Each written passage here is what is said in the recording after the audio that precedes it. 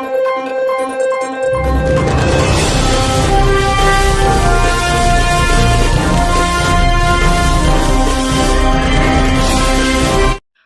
उद्देश्य किसी की धार्मिक भावनाएं भड़काना नहीं, बल्कि भगत समाज को सही राह दिखाना है।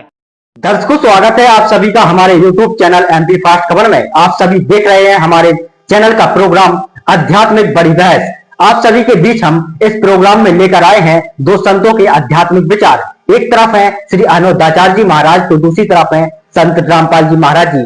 आज हम इन दोनों संतों के आध्यात्मिक विचारों से जानेंगे कि सत्यनारायण किसे कहते हैं और सत्यनारायण की कथा क्या होती है।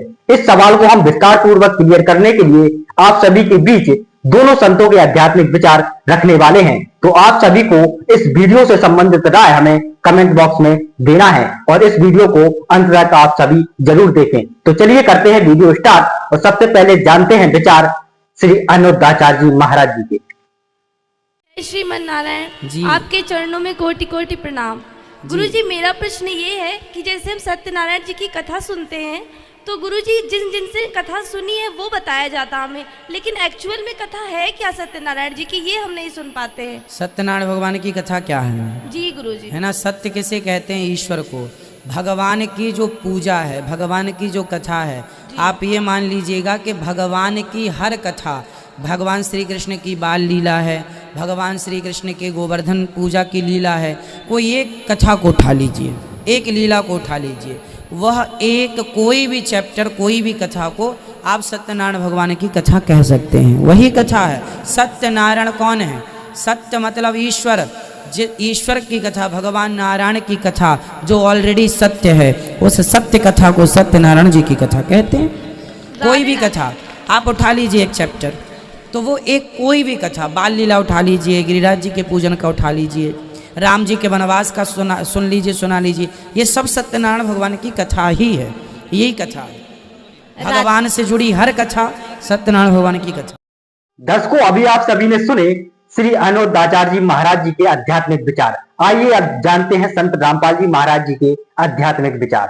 प्रत्येक युग में एक शिशु रूप धारण करते हैं और कमल के फूल पर कोई रेत नहीं होता, गारा चिपकी नहीं होती, इसके स्वच्छ होता है और उस पर शिशु रूप धारण करके, एक बालक का रूप धारण करके, नवजात शिशु का, उस पर विराजमान हो जाते हैं। जल के अंदर कमल के फूल होते हैं, तो नारायण जल के ऊपर आके निवास करने के कारण परमात्मा को नारायण कहने लगे।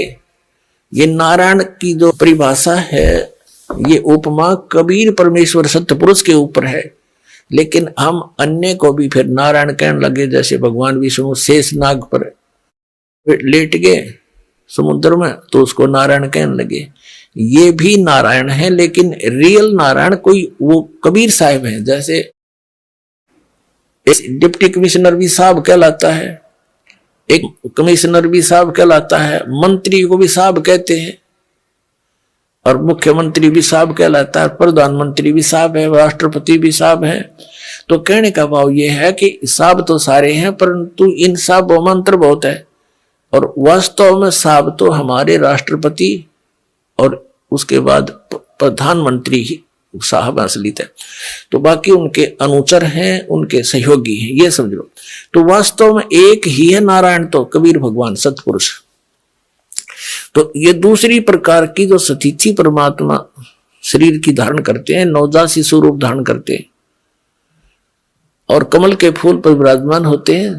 कमल का फूल सरोवर में होता है, वहां से निसंतान दंपति उठा लाते हैं। धीरे धीरे जब परमात्मा बड़े होने लगते हैं तो वो दूध नहीं पीते यहाँ का, ना कुछ आहार करते हैं, तो उसके लिए परमात्मा को कंवारी गायें दूध देने लगती हैं वो मालिक के आशीर्वाद से, और उन कंवारी गौओं से उस शिशु रूपधारी परमात्मा के बचपन की परवरिश की लीला उन कंवारी गायों के दूध से होती है। वो ऐसी लीला करते ही करते हैं, और यही वेद बता रहे हैं।